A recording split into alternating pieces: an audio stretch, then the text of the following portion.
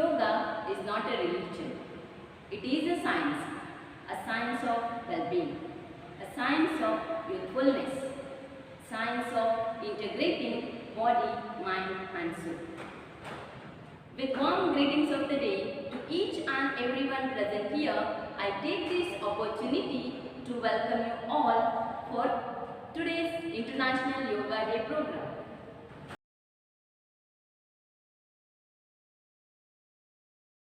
Light is a symbol of hope.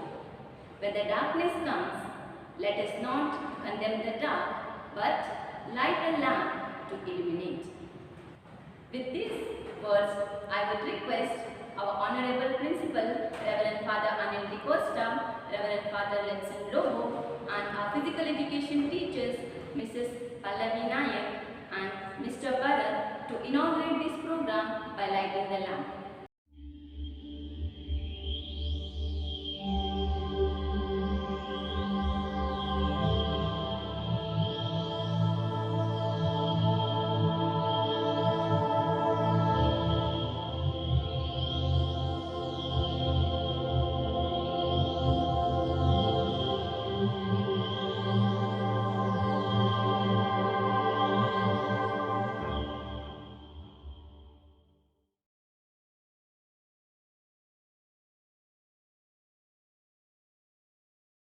What is yoga? How does it benefit us? Why should we practice yoga? I request Ms. Srilata to help us gain some insight on this. Over to you, ma'am. Matah prashamatopayo yoga ityami dhiyate. The meaning of this sentence is, the recourse to pacify the mind is called yoga. Human beings are made up mainly of three elements, which are the mind, body and soul. In order to satisfy the needs of these, we need knowledge, health and inner peace respectively. When we talk about inner peace, it refers to our spiritual need, and we feel harmonious only when all three are present.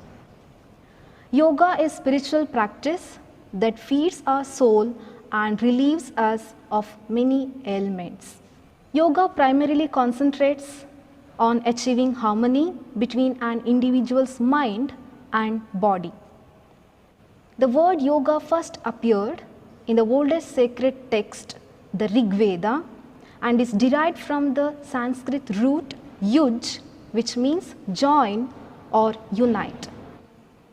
It eventually leads to a great harmony between the human mind and body, man and nature. The first version of yoga were meant for spiritual practices and revolved around several core values. In Mahayana Buddhism, the practice of yoga known as Yogachara consisted of 8 significant steps of meditation called insight. In the 3rd century BCE, the word yoga became common in other religions like Jain, Hindu and Buddhist writings.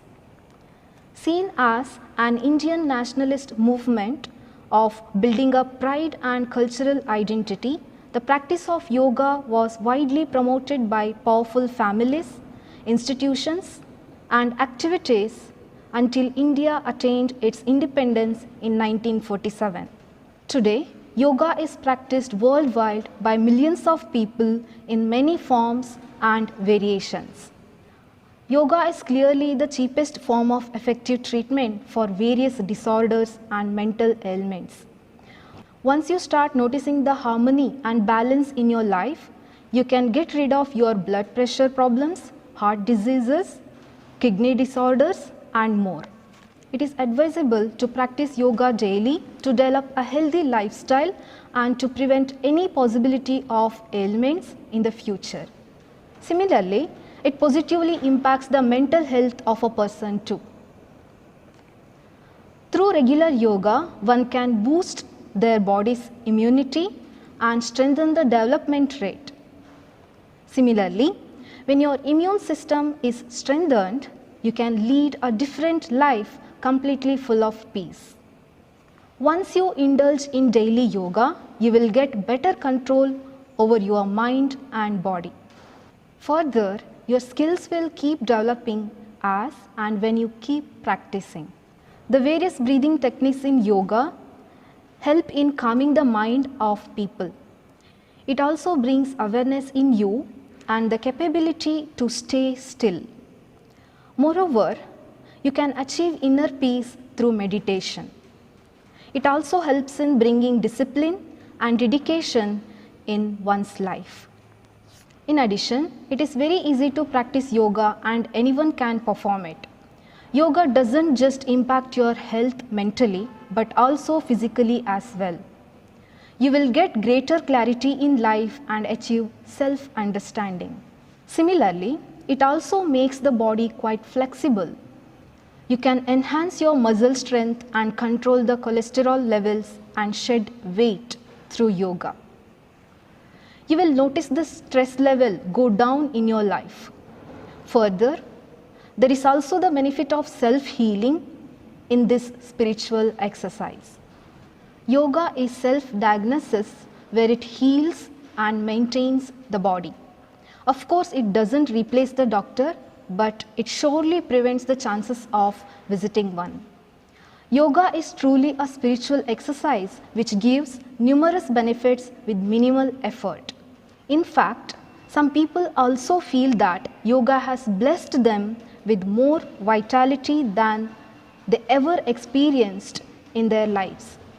As the world is going through difficult times due to the COVID-19 pandemic, it became more important for everyone, especially students, to take good care of their mental and physical health. Hence, celebrations like International Day of Yoga becomes more significant than ever for our children because they are spending lot of screening time. Yoga is enriching millions of lives all over the world. Recognizing its universal appeal, on 11th December 2014, the United Nations proclaimed 21st June as the International Day of Yoga. This year, the theme of the yoga is Yoga at Home and Yoga with Family. The International Day of Yoga aims to raise awareness worldwide of the many benefits of practicing yoga. So let's participate together in World Yoga Day to celebrate traditional practice that retains global importance even in modern times.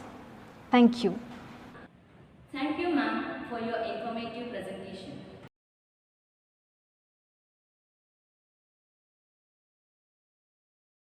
We cannot practice yoga just by listening to some information about it. Our physical education teachers, Mrs. Pallavi Nayak and Mr. Bharat, are here to guide us on the same.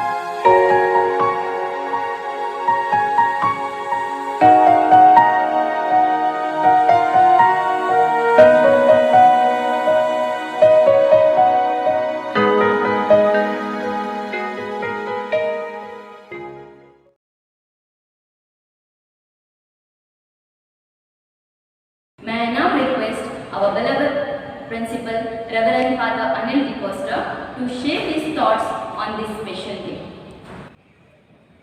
Greetings to you all. During the ongoing coronavirus pandemic, we are all bound to live a life restricted under the constant fear of infection risks, and it is natural to develop anxiety, depression.